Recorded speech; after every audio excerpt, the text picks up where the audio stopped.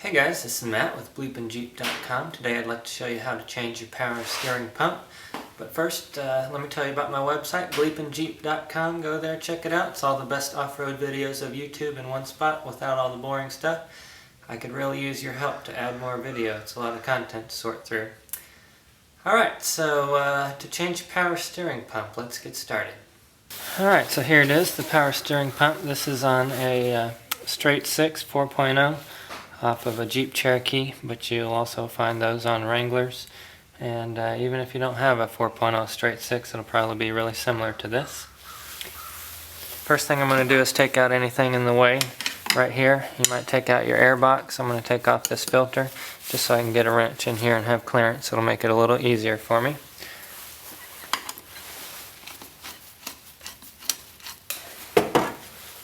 Alright, the next thing you'll want to do is loosen your belt here. The first thing you need to do to take care of that is loosen a 13mm bolt that's right under here, and it'll drop this pump down so that the belt will come off. So the easiest way to do that, I found, is to use one of these ratcheting wrenches, and that way you don't have to keep taking it off over and over. I don't know if you can see it, but that's the bolt I'm talking about. Once you get that loosened up about 1 inch or 1.5 inches, then you can go ahead and loosen the other 3 bolts that are holding it. There's going to be one right here. You're going to loosen that, and then you're going to loosen this one right here, and then there's one that's kind of hard to get to. It's right in here.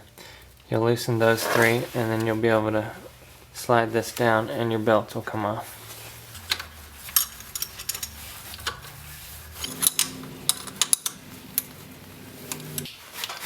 Now that you've loosened this bolt under here, that'll allow it to slide, and you've loosened these 3 bolts here, you should be able to push your power steering pump up and down and loosen this belt. In my case, it's kind of stuck, so I'm just going to take a rubber mallet and give it a whack.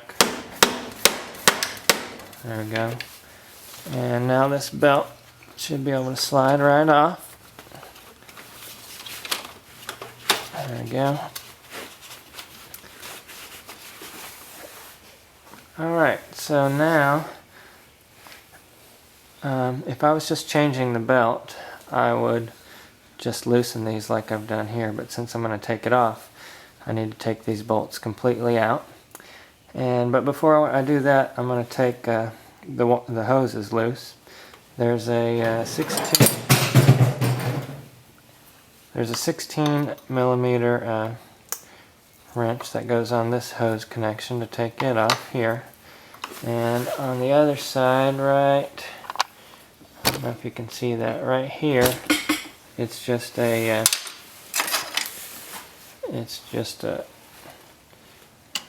blade screwdriver, and I'm just going to loosen that up and pull it off. I might have to cut it because it's probably going to be stuck on there. Alright, so just loosen this hose here and pull it out, and then I've taken the hose clamp off down here, and I'm just going to pull that hose loose. That was easy, I didn't have to cut it. And now I'm just going to take these bolts out so I can take the power steering pump out. When you pull these bolts, make sure that you place them aside accordingly. They're all different lengths, and you want to make sure you know where they go. Okay, at this point I've got all 3 bolts out here, and the thing is almost loose. There's just one more thing, and that's the adjuster bolt. And the adjuster bolt comes in this way, and there's a bolt that comes in this way, and you turn this and it adjusts it up and down to tighten it. And that's going to be the hardest thing to get out. It's hard to show you, but I'll try to show it to you once I pull it. So to get some more room, I'm going to take off this auxiliary fan, and then maybe I'll be able to get my hand down there. To take off the fan, all you got to do is take off these 2 screws here at the top, unconnect the wires, and it'll just pull straight up and out. There's just 2 tabs on the bottom that hold it in. And now I've got plenty of room to get down in there. on my 13 millimeter.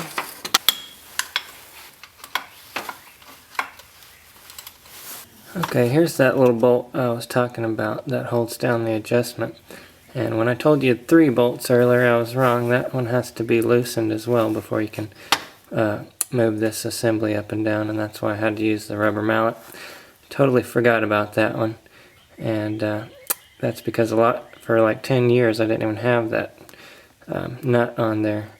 But so you got to loosen that, and to get it out you're going to have to take it off and pull the adjustment out. I'll show you that here in a sec. Okay, with any luck it'll come out. Let's see.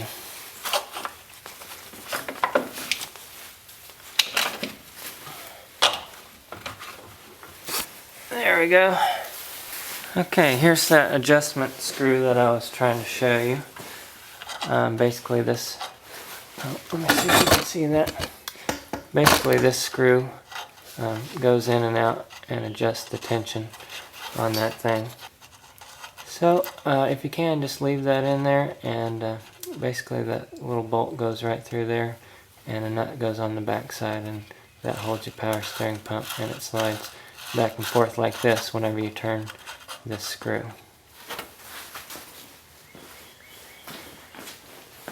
Alright, so here's your power steering pump out of the vehicle. Before you toss that away, you want to make sure to take off this pulley. That won't come with your new one.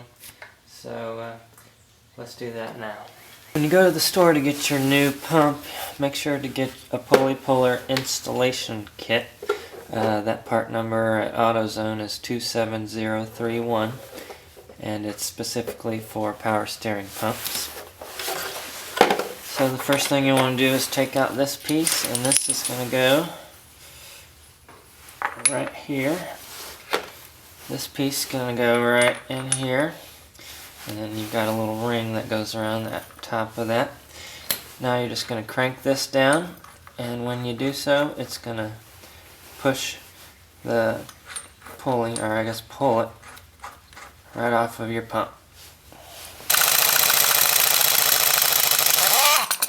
Before you go any further, make sure to switch the old bracket from your old pump to your new pump.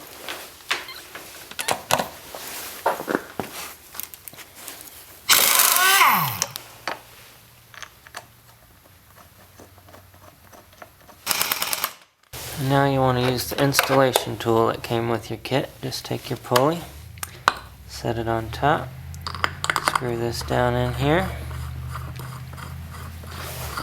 until it stops, and then you're just going to tighten this down until it seats.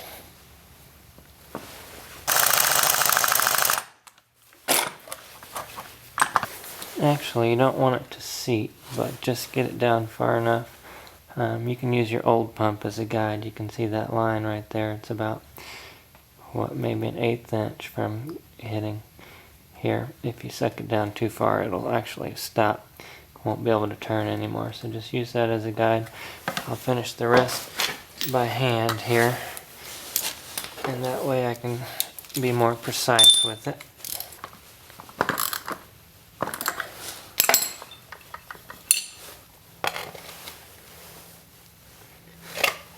That'll do it. Okay, we're almost there. Now the tricky part is going to be getting that bracket, this power steering pump, put back in place, and I have to get the screw on that bracket to fit through here so that I can adjust it. And that's going to be the tricky part, sticking it in there. So let's see how it goes. There we go. I got it in there. Now we just need to put these 3 bolts back in, and the nut on the bottom of that bracket. The shortest bolt goes in front here, and the other 2, I guess they're the same length. They go on the back here. And don't forget the little nut on the adjustment bracket down below here. Okay, now you want to suck these down a bit, but don't tighten them. Just leave them loose. About like that ought to do it all the way around. A little tighter. There we go. This one on the back is where it helps to have that ratcheting wrench. Just can't fit a socket back in here. You want them just loose enough where you can still rock this thing back and forth. Now I can go ahead and put the belt back on. There we go. And now I'm going to tighten that adjustment, and when I do that, it's going to pull it up like this and tighten the belt. Okay, the belt's starting to get tight now.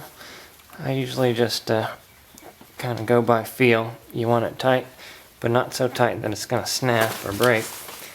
Maybe a couple more. It's about good. And once you get that the way you want it, you're just going to go around and tighten all these down as tight as you can get them.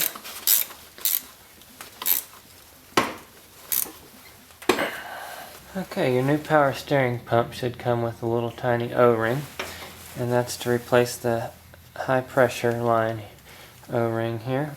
You just want to slip that on, and now we can go ahead and put this in. Make sure to take out the cap, of course. There we go.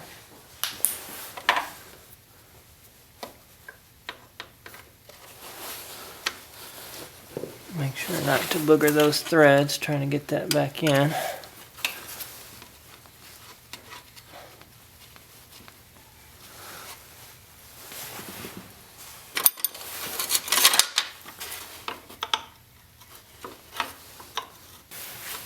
Now would be a good time to take this off and make sure you have clearance for the cap. Huh. This is a different size cap. That was nice of them to let me know that. Well, looks like I'll be getting a new cap as well. So anyway, I'll just push this up out of the way, make sure there's enough room right here for the cap.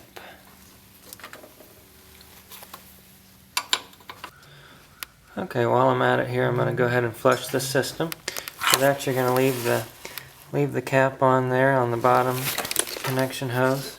Fill the reservoir with fluid there. And there's the other end of the hose. I'm just going to leave that there for now. And I've put a bucket down here to catch the fluid. You're going to want to turn your vehicle over, try to start it, but you don't want it to start. So for that, you're going to pull the wire from the coil. Let's see if I got that. You're going to pull the wire from the coil here. That's the wire that goes to your distributor. Gives you your spark. So if you unplug that, it's not going to start. Now I'm just going to turn the vehicle over until clear fluid runs out of that hose down there, and then it'll all be flushed. To help show you what I'm doing here, I've attached a hose, and make sure you don't let the reservoir ever get empty when you're doing this.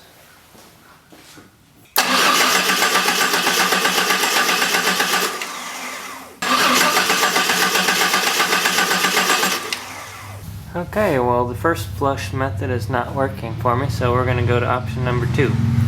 Alright, option number 2 is pretty much the same, except that you're going to start the car and turn the steering wheel left and right. To do that, you'll need to jack up the front of your vehicle. My pitman arm is off at the moment, so that's basically going to do the same thing. Allow me to turn the steering wheel back and forth. So I've got the same setup going on here. Let's start the car and give it a shot.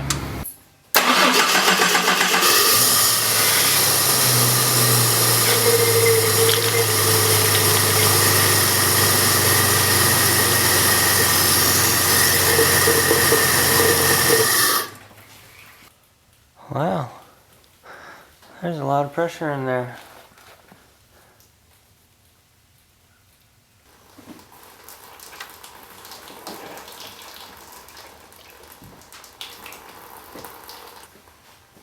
Alright, so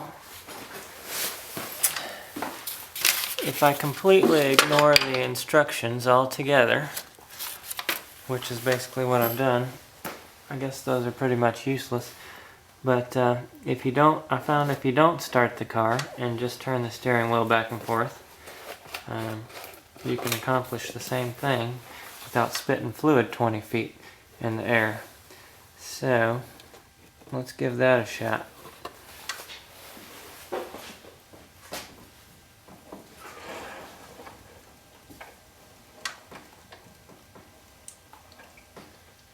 Just turn the wheel left to right, letting it spit out the old nasty fluid.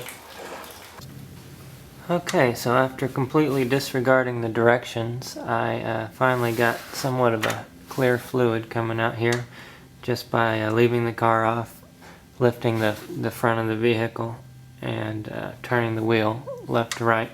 I went through probably about 2 quarts of fluid, pumping through here and out here. When I started the car and tried it that way, fluid shot out of here and across the garage, and when I turned the key without starting the car, the first option that we tried, nothing happened. So next step is to bleed the system, and for that I'm going to connect this hose back onto here on the bottom of the reservoir.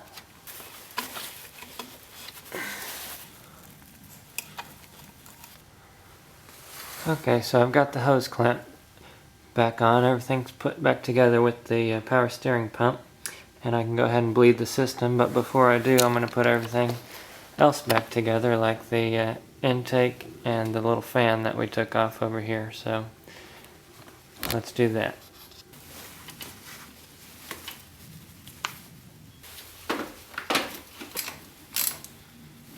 Alright, now that we've got everything hooked up, we can continue to the bleeding process. For that, I'm just going to take the cap off, start the car still with the front end lifted up, turn the wheel back and forth 20 times, and hopefully that'll get all the bubbles out, and we can put some more fluid in there if we need to.